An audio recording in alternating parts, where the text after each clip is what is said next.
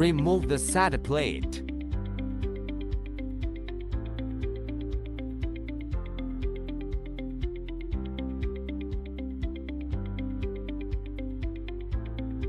Grasp the clamp with pliers. Loosen it and pull it back to remove the two fuel lines connected to the panel.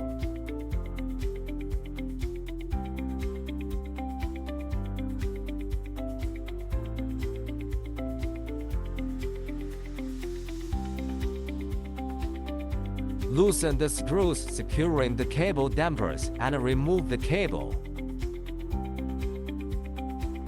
Loosen the fixed cable positioning screws and remove the fixed cable head.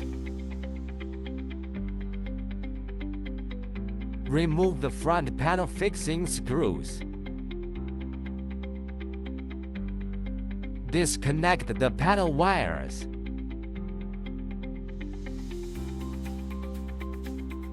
Unscrew the hexagon socket head cap screws attached to the body using an 8mm socket. Remove the inverter. Disconnect the wires from the inverter. Note, there are wires connected to the panel. Unscrew the wires connected to the inverter.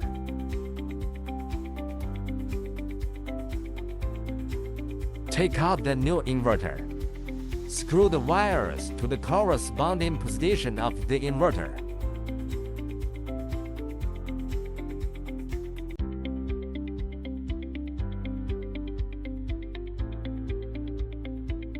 Connect the wiring harness that needs to be connected to the inverter.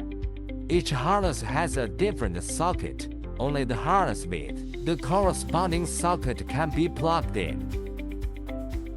Place the inverter in a fixed position. Screw on the hexagonal bolts that hold the inverter in place.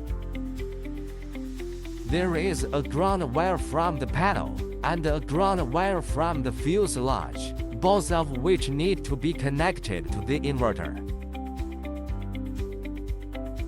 Put the wiring harness into the fuselage, connect the panel wires, and install the panel.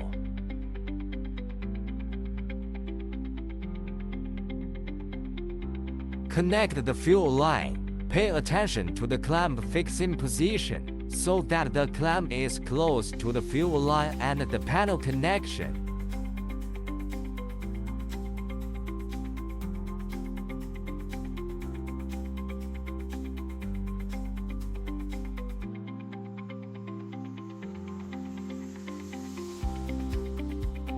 Snap the cable puller to the fixed position, with the cable puller as far back as possible.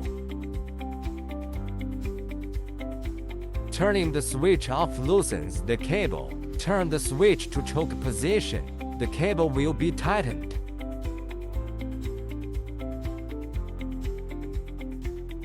Turn the switch to stop position and pull out the cable. Make sure the cable is in the slide. Pull the cable through the damper retainer. Turn the switch to the run position. Tighten the cable and fix the screws. Be careful not to rotate the fixing structure.